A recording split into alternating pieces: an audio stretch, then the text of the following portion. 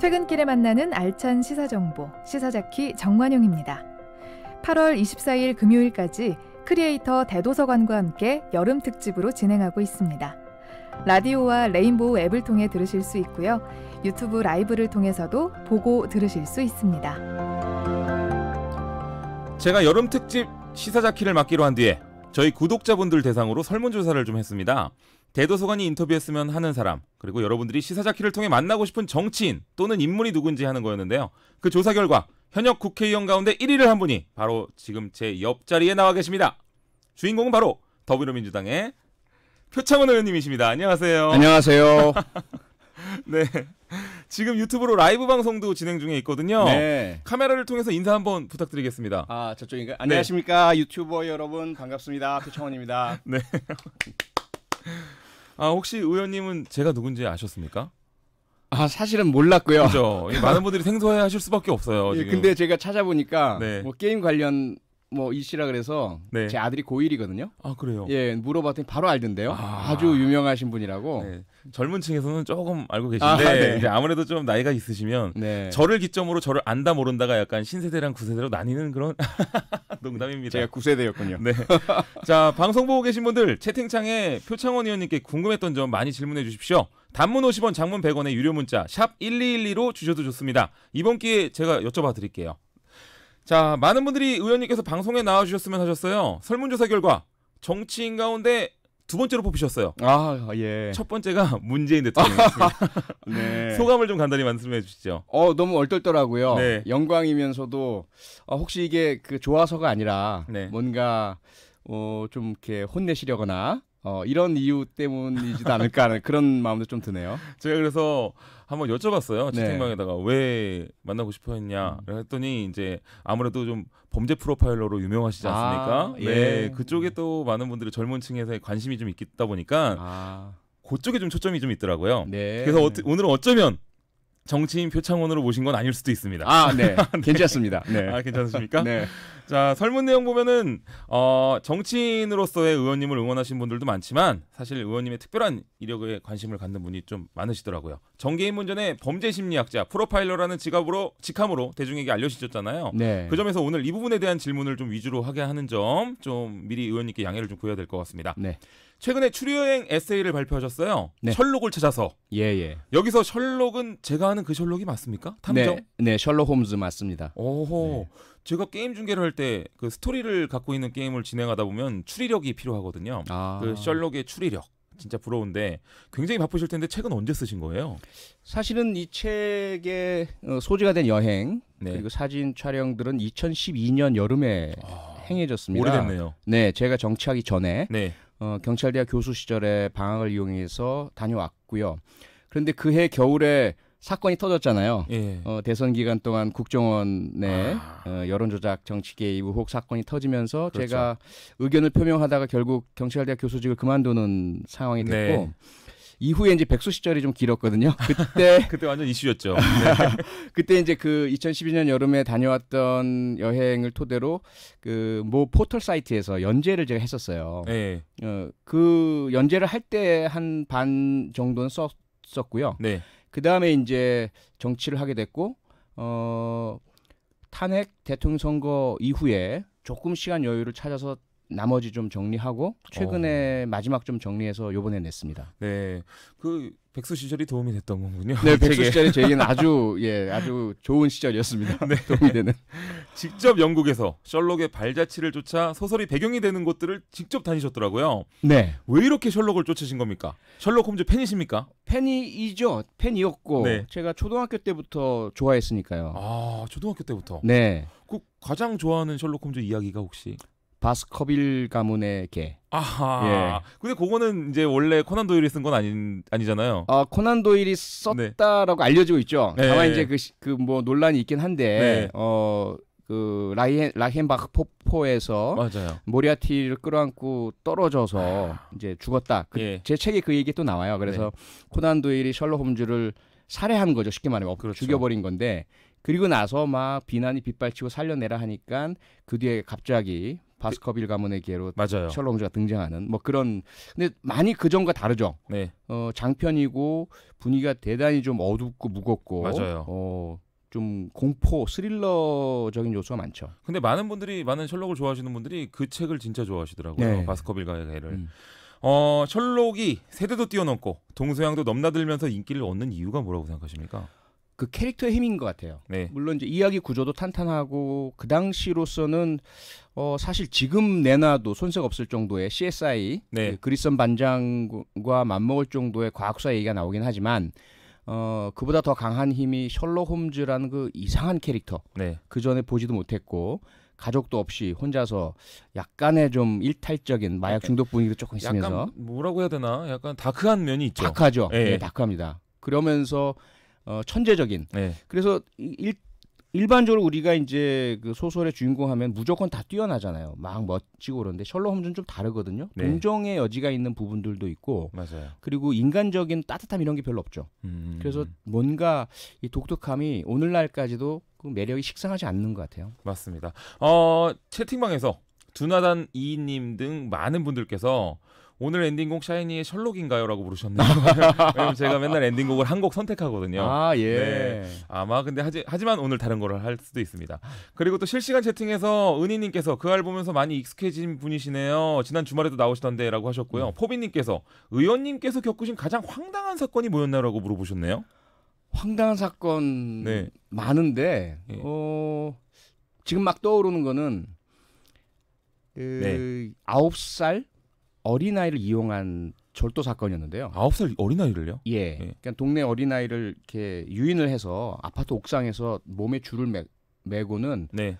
밑으로 내려가게 한 거예요. 20대 범죄자들이. 진짜 나쁜 놈들이네요. 네, 그 어린아이를 이제 창이 열려진 나무집이나 베란다로 들어가게 해서 귀중품이나 돈 가져와라 이렇게 시키고 그 어린아이가 적발당하고 검거가 되면 자기들은 그냥 도망가고 그럼 이 아이는 뭐 형사 미성년자하고 촉법소년도 아니기 때문에 아무런 처벌도 못 받고 그러니까요. 너무 황당했던 사건을 제가 겪은 적이 있고요. 완전 나쁜 사람들이군요. 네. 자, 많은 청소년들이 이 셜록을 위시로 해서 탐정이 되고 싶어 하더라고요. 네. 네. 근데 탐정이라는 직업이 현재 우리나라에서는 허가된 직업이 아니라면서요. 불법입니다. 네. 네. 그 정치권에서는 공익 탐정을 도입해야 된다는 주장도 있고 공익 탐정이라는 게 혹시 뭔가요? 공인 탐정을 말씀하시는 것 같아요. 공인 탐정. 예, 공인 죄송합니다. 탐정에 관한 법률안이 발의가 됐었고요. 네. 말 그대로 공적으로 인정을 해주는 탐정을 말하거든요. 네. 그래서 지금은 이제 그 신용 정보에 관한 법률에 탐정이라는 용어 자체를 사용하지 못하도록 못을 박아두고 있어요, 우리나라가. 네. 그래서 OECD를 포함한 그 세계 선진국 중에서는 유일하게 탐정을 금지시키고 있는데 이걸 그 금지를 해제할 뿐만 아니라 탐정의 자격 요건 그리고 필수적인 교육 그리고 탐정 공인 절차 이런 것들을 이제 법으로 정하자라는 법안이 제출됐었거든요. 네. 그래서 공인 탐정이라는 그런 용어가 등장을 한 거죠. 그렇군요. 제가 근데 무식하게 공익 탐정이라고 네, 죄송합니다. 제가 아직 시사가 처음이라서 괜찮습니다. 많이 익숙지 못합니다. 많이들 모르시는 개념이라서. 네. 한국의 연쇄살인이라는 책도 쓰셨어요. 네. 연쇄살인범 국내에도 정말 많나요? 많죠. 네. 많고 특히 80년대 이후로 많아졌고요. 80년대 이후로. 네. 그 혹시 연쇄살인범이 일반인들이랑 다른 특징이 있습니까? 있긴 있는데요. 네. 문제는 그 특징이 일상생활을 통해서 나타난다면 주변 분들이 아시겠죠. 그래서 연쇄살인을 저지르지 못하겠죠. 연쇄살인범은 그러니까 반대로 특징이 잘 나타나지 않는다? 일상생활에서는 숨기고 있죠. 드러나지 않습니다. 예. 그런데 그들 내면에는 보이지 않는 왜곡된 충동, 왜곡된 욕구들이 대단히 강하게 자리 잡고 있고 이것을 살인을 통해서만 해소된다고 느껴요. 그런데 한번 살인을 해도 그 순간이지 그 이후엔 다시 그 욕구 충동이 남아있고 살아나고 그래서 심리적 냉각기라고 하거든요. 범죄 심리학에서 그 기간이 지난 이후에 또다시 살인 욕구를 느껴서 아무 이유 없이 자기와 상관없는 사람을 살해하는 거죠. 진짜 무섭네요 이거. 사이코패스 뭐 이런 거 말씀하시는 네, 거죠? 그렇죠. 전형적인 사이코패스적 범죄자의 유형이죠. 네, 그 심리학에 대해서도 잘 알아야 검거가 가능하겠네요. 일단 검거는 형사들이 하기 때문에 네. 이론적인 것들을 몰라도 현장을 제대로 수사해서 족적, 지문, 혈흔 이런 것들을 확보하고 네. 그래서 신원을 확인해서 검거할 수는 있습니다. 네. 근데 문제는 최근에 워낙 범죄 양상들이 기본적인 그 증거를 남기지 않는 수단과 방법을 많이 사용하다 보니까 대상을 용의선이라고 하거든요. 용의선 대상을 정해야 수사가 가능하죠. 네. 그런데 일반적인 이제 수사기법상으로는 대개 피해자 주변 인물을 쫓게 되고 잔인한 살인할 경우에 네. 그 경우에는 연쇄살인범에게로 가지 못할 경우가 많으니까 그때 이제 범죄 심리학적인 지식과 프로파일링 기법 같은 것들이 필요하죠. 네. 그래서 전통적인 수사기법으로는 도저히 상상하거나 가닿지 못할 그러한 피해자와 전혀 상관없는 어허. 그런 이상 심리와 이상 충동을 가진 범죄자의 특성들을 좀 도와드리면 그 다음에 이제 일선 강력 형사들이 그러한 그 용의선상 내에 들어가 있는 자들 중에서 좁혀가서 네. 범인을 검거하는 거죠. 혹시 오늘 과천 시신 이 아, 얘기 예. 들으셨는지 모르겠는데 예. 굉장히 끔찍하게 훼손돼서 네. 아직 신원 불명이고 또 뭔가 원인도 불명이라고 하더라고요. 네. 이런 게 연쇄살인일 수도 있을까요? 일 수도 있지만 연쇄살인은 사실 그렇게까지 네. 그 많은 시신 훼손과 유기에 공을 들이진 않습니다. 일반적으로는. 아 그래요? 네, 물론 이제 유영철 같은 경우에 그 활약하던 그 범행을 저지르던 장소가 도심이고 그때 시신이 발견되면 추가 범행 저지르기 어려우니까 네. 자신의 원룸으로 피해자를 유인해서 살해 이후에 시신을 훼손하고 야산에 안매장 형태로 유기하는 이런 수법을 보였지만 네. 일반적으로는 피해자와 자신과 상관이 없기 때문에 굳이 피해자에게 많은 시간을 들여서 시신을 훼손하고 유기하진 않아요. 어허. 그런데 이런 유형의 시신 유기 훼손, 흔히 과거에 토막이라고 불렸던 네. 이런 사건들은 대부분의 경우는 지인들이죠. 아. 피해자와 잘 알고 있고 예. 그래서 시신이 발견되면 바로 자신이 용의선상에 오르고 검거될 것이다라는 두려움을 가진 자들. 네. 그래서 그 극단적인 두려움이 오랜 시간에 걸쳐서 무서움에도 불구하고 시신을 훼손하게 만들고 그 다음에 유기하게 만드는 그런 그 힘으로 작용을 하죠. 네. 나중에 사건이 밝혀진 다음에 표창원 의원님 말씀대로가 되면은 저 소름 돋을 것 같아요. 네. 수연이님께서 채팅방에서 저는 표창원 의원님이 왜 범죄를 공부하게 되셨는지 첫 계기가 궁금해요. 사건이 있었나요? 라고 물으시네요. 우선 경찰대학에 입학하게 된 것이 첫 번째 계기이고요. 네. 두 번째는 그럼에도 불구하고 많은 저희 동기 선후배들은 범죄 수사가 아닌 정보, 경비, 승진 잘 되는 곳을 주로 찾아가셨거든요. 근데 네. 저는 제가 중고등학생 때 친했던 친구들 중에 네. 나중에 이제 범죄자가 된 친구들도 있었고 범죄 피해를 겪은 친구도 있고 그래서 그래요? 네. 좀 많은 좀 그 범죄에 대한 안타까움과 함께 왜라는 질문이 많이 나타났어요. 네. 제가 봤을 땐 너무 착하고 좋았던 친구인데 그 녀석이 나중에 신문에 나타나는 강력범죄가 되고 이런 것들을 아이고. 봤을 때 알고 싶었죠. 네. 그래서 범죄 수사에 집중하고 그 과목에만 좀 열의 있게 파고들고 네. 일선에 나갔을 때도 다른 이제 순환보직을 했어야 할 상황인데도 범죄 수사를 하는 형사에게 보내달라고 요청하고 뭐 그렇게 했었습니다. 네. 삼천이라는 닉네임을 쓰시는 분께서 범죄 심리 저도 공부하고 싶은데 정신적으로 요구되는 조건이 혹시 있나요? 이런 질문도 있네요. 일반적인 공부와 마찬가지죠. 공부라는 것 자체는 다만 범죄 심리, 범죄 수사라는 것은 더더욱이나 한 사람의 그 운명을 결정지을 수 있는 네. 그런 이제 분야다 보니까 무엇보다도 철저한 객관성이 중요하고요. 그리고 서둘러 자신만의 경험을 내세워서 단정하고 네. 결론으로 점프해가는 이러한 부분들을 좀 참아내는 능력이 대단히 중요합니다. 그러네요. 사람이라면은 이제 약간 단정하잖아요. 예, 저만 예. 해도 그런데 예. 그런 걸 또 참아내는 그 극도의 인내력이 있어야 되는군요. 네. 이건우님, 우리나라 과학 수사는 다른 나라에 비해 얼마나 발전됐는지도 궁금해요. 혹시 답변이 가능하실까요? 네, 우선은 예를 들어 이제 미국과 비교를 한다 그러면 네. 미국의 가장 그 과학 수사 수준이 발전되어 있는 곳은 FBI와 네. NYPD, LAPD, 시카고 PD 이런 곳인데 그곳의 과학 수사 수준에 못지 않은 그러한 과학 수사 수준을 우리는 전국 평균적으로 가지고 있다. 정말이요? 예. 굉장하네요. 우리나라가 오히려 수준이 굉장히 높은 거네요. 그렇죠. 예. 그러니까 뭐 왜 그러냐면 일단 우리는 모든 면에서 그렇지만은 뒤처지는 걸 싫어하기 때문에 그렇죠, 우리 세계 싫어하죠. 어디에서 가장 뛰어난 과학 수사 장비가 개발됐다. 네. 반드시 사와야 돼요. 아, 다 나오는군요.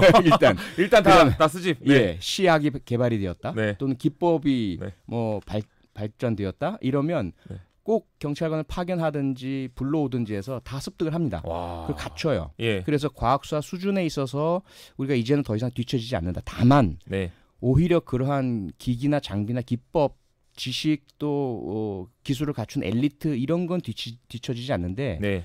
제가 조금 안타까워하는 것은 절차예요. 기본적인 절차. 아, 절차가 좀 약간 낙후돼 있군요. 예. 그러니까 최초의 범죄라는 것은 그렇게 뭐 아주 그럴싸한 장소에서 그럴싸하게 발생하는 경우는 드물거든요. 그렇죠. 일반적인 거리, 일반적인 뭐 야산 이런 데서 발생을 하는데 그때 네. 처음에 최초에 신고를 접수한 이후에 현장 보존이 잘 되느냐, 네. 그리고 증거가 제대로 확보가 되느냐, 그 이후에 그것을 감식 감정하는 것들은 이제는 우리가 충분한데 유병헌이라는 사람의 시신도 똑같잖아요. 네. 최초에 그 시신이 사망한 이후에 발견되기까지 얼마나 많은 시간이 걸렸습니까? 그렇죠. 그리고 그 이후에 그 시신에 대한 유전자 감식을 통해서 신원이 확인된 것도 얼마나 오래 걸렸어요. 그 예. 사이에 부패 현상에 대한 의문, 뭐 조작의 의문 이러면서 사건 해결이 어려워졌잖아요. 네. 그러면 그 유병헌이라는 시신의 대퇴부 그에 있는 뼈 안에서 사실은 그 세포를 추출해냈거든요. 아, 그걸 추출하는 거군요. 예, 그래서 그걸 감식을 하고 가족들의 유전자와 비교를 해서 신원을 밝혀냈는데 네. 그 수준과 기술은 세계 최고급이죠. 네. 문제는 절차가 오래 걸려서. 네, 그렇기도 하고 그러다 보니까 국민들이 믿어주질 않으시는 거죠. 예. 여전히 유병헌은 살아있다라고들 말씀들 하시고 그리고 최초에 그 마늘밭에 누워있던 그 시신으로부터 국과수에 이르기까지 절차 과정 이게 투명하게 의심의 여지 없이 기록 관리 보존되어 있지 않다 보니 네. 자꾸 다른 의심이 제기되는 거죠. 아, 그렇군요. 후이제이님께서 표 의원님 나오시니까 꿀잼이네요 하셨네요. 자, 은퇴하시면 추리소설 작가가 되고 싶다고 하셨는데 네. 코난 도일 외에 좋아하는 추리소설 작가가 있으십니까? 아, 있죠. 네. 아가사 크리스티도 당연히 좋아하고. 아가사 크리스티. 네. 그리고 아무도 없었다. 네. 최고죠. 예.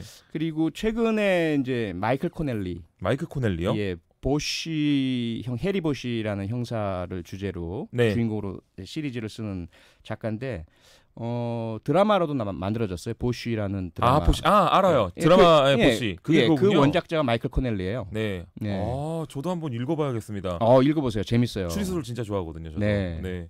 알겠습니다. 네. 아, 너무 정치 아닌 이야기만 해서 의원님께 신뢰가 된 것 같아서 그래서 정치 얘기 좀 하려고 합니다. 네. 괜찮으십니까? 아, 예. 네네. 얼마든지요. 의원님께서 최근에 가장 역점을 두고 있는 법안이 있다면 소개를 좀 해주시죠.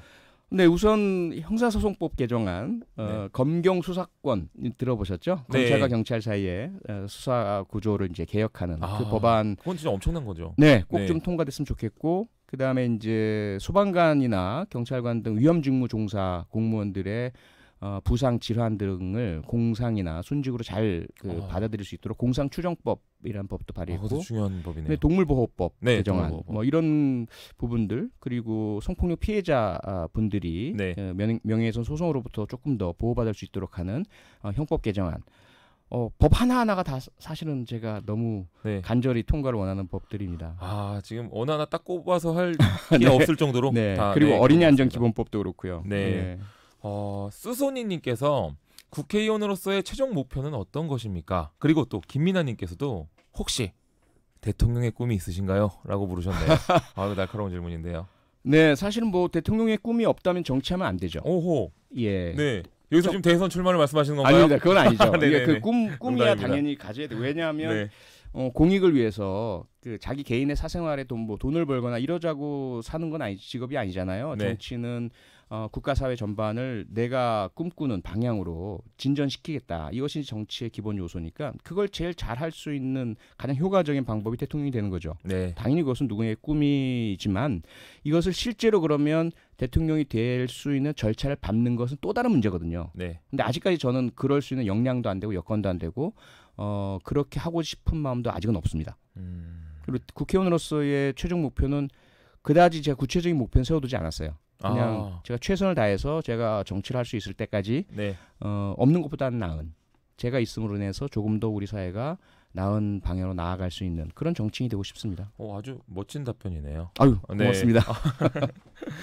의원님 오늘도 진솔한 답변 정말 감사드리고요. 네. 셜록처럼 오래오래 회자되는 멋진 정치인 그리고 뛰어난 추리소설가가 되시기를 바라보겠습니다. 네. 말씀 잘 들었습니다. 고맙습니다. 더불어민주당 표창원 의원이었습니다. 감사합니다. 고맙습니다.